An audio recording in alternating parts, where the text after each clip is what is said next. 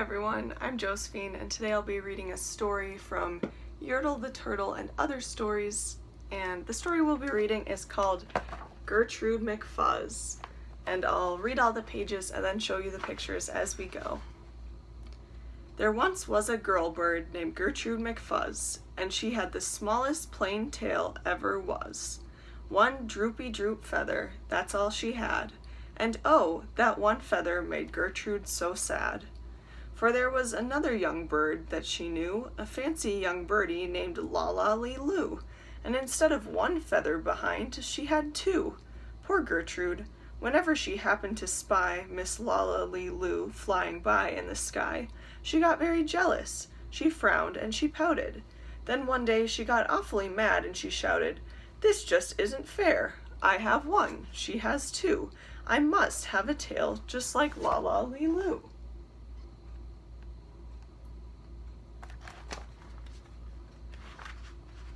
So she flew to her uncle, a doctor named Dake, whose office was high in a tree by the lake, and she cried, "Uncle Doctor, oh please do you know of some kind of pill that will make my tail grow?"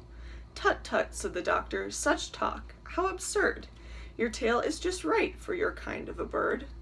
Then Gertrude had tantrums. She raised such a din that finally her uncle, the doctor, gave in, and he told her just where she could find such a pill, on a pillberry vine on the top of the hill. "Oh, thank you," chirped Gertrude McFuzz, and she flew right straight to the hill where the pillberry grew.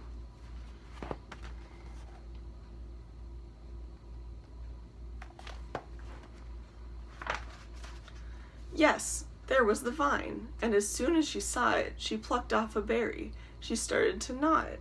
It tasted just awful, almost made her sick, but she wanted that tail, so she swallowed it quick.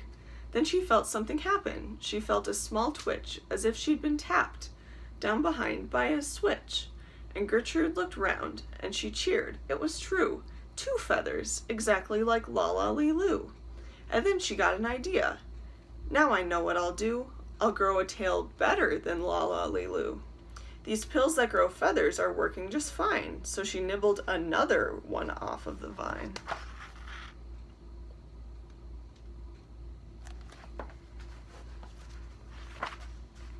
She felt a new twitch, and then Gertrude yelled, "Wee! Miss Lala has only just 2. I have 3. When La-la-lee-loo sees this beautiful stuff, she'll fall right down flat on her face, sure enough.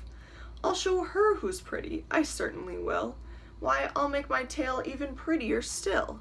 She snatched at those berries that grew on the vine. She gobbled down 4, 5, 6, 7, 8, 9. And she didn't stop eating, young Gertrude McFuzz, till she'd eaten 3 dozen. That's all that there was.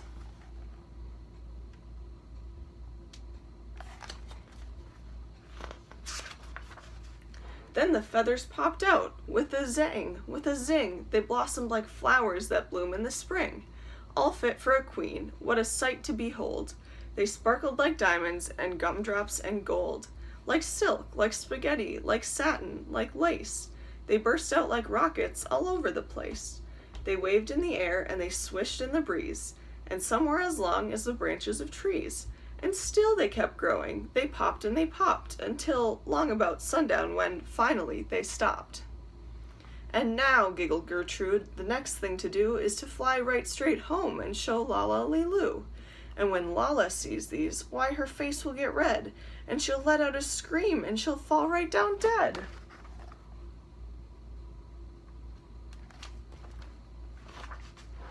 Then she spread out her wings to take off from the ground, but with all of those feathers she weighed 90 pound.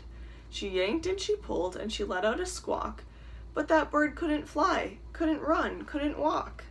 And all through that night she was stuck on that hill, and Gertrude McFuzz might be stuck up there still, if her good Uncle Dake hadn't heard the girl yelp. He rushed to her rescue and brought along help.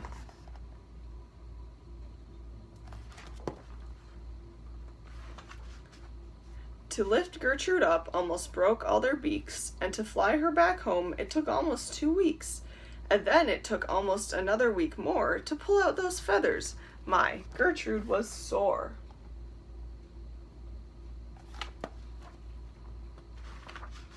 And finally, when all of the pulling was done, Gertrude behind her had again just one. That one little feather she had as a starter, but now that's enough, because now she is smarter. And that's the end. Thanks for listening.